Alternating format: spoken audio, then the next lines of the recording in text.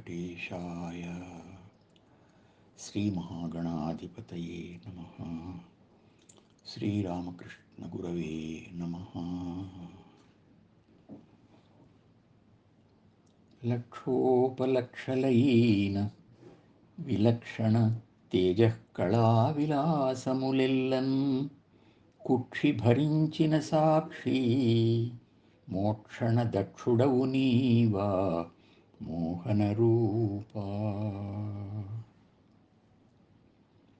దివ్యమైన సౌందర్యంతో ఆకర్షించే స్వామి, నీ తేజస్సు విలక్షణమైంది. అట్టి తేజస్సుతో కూడిన నీ కళా వైభవాలు లక్షోపలక్షలు, లెక్కకు అందనన్ని. ఎన్నింటిని చూచినా ఇంకా కొత్త కళలు కనిపిస్తూనే ఉన్నాయి. ఇంత వైవిధ్యభరితమైన కళారూపాలను ఎలా సృష్టిస్తున్నావో భావించి చూస్తే ఇవన్నీ నీ కుక్షిలోనే, నీ కడుపులోనే ధరించి భరించి ఉన్నావు. అన్నింటినీ చూచేవాడవు కూడా నీవే, స్రష్టవు నీవే, ద్రష్టవు నీవే. కనుక నాకు ఈ భౌతిక బంధాల నుండి విముక్తి కలిగించడానికి కూడా సమర్థుడవు నీవే, కరుణించు స్వామి అని ప్రార్థిస్తున్నాం.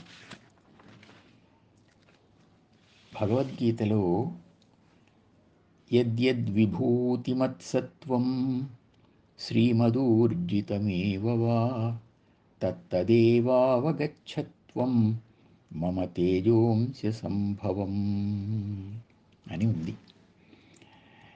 ఈ ప్రపంచంలో అత్యుత్తమ సౌందర్యం కానీ, అత్యున్నత శక్తి కానీ ఎక్కడ కనిపించినా ఆ వైభవమంతా నా అనంతమైన తేజస్సులో ఒక అంశ నుండి ఏర్పడిందే అని తెలుసుకో అని కృష్ణుడు వివరించాడు. కళారూపాలన్నీ సుందరమైనవి లేదా శక్తివంతమైనవి. ఉత్తమ కవులు, సుమధుర గాయకులు, సున్నిత శిల్పులు, నిపుణులైన చిత్రకారులు, ఆయా పాత్రలకు జీవం పోసినట్లు నటించే నటులు, నటీమణులు, వీరికి సహకరించిన విభిన్న వాద్య నిపుణులు, ఉత్తమ వక్తలు, ప్రజారంజకులైన పరిపాలకులు, అగ్రస్థానాన్ని అలంకరిస్తున్న క్రీడాకారులు, ఇలా ఎందరో. వీళ్ళందరి ప్రతిభ, ఆ ప్రతిభా ప్రదర్శనను గమనిస్తున్నప్పుడు మన నుండి, ప్రజల నుండి అప్రయత్నంగా వెలువడే ప్రశంసా పదం ఒక్కటే, ఆహా శభాష్ అని. అంటే ఆ కళ మన మనస్సులను కదిలించింది అన్నమాట. దీనికి ఆయా వ్యక్తుల్ని మనం గౌరవిస్తాం, నిజమే. అయితే ఆ కళ భగవంతుని యొక్క తేజోంశం. కళ ఒక బంధం కాదు, అది భగవంతుని కరుణ. దాన్ని ఆయనకే సమర్పిస్తే బంధం విడిపోతుంది. కనుక కళను గుర్తిస్తూ, సాధన చేస్తూ, భగవంతునికి సమర్పిస్తూ విముక్తిని కూడా పొందవచ్చు. అటువంటి శక్తిని ప్రసాదించమని స్వామిని ప్రార్థిద్దాం.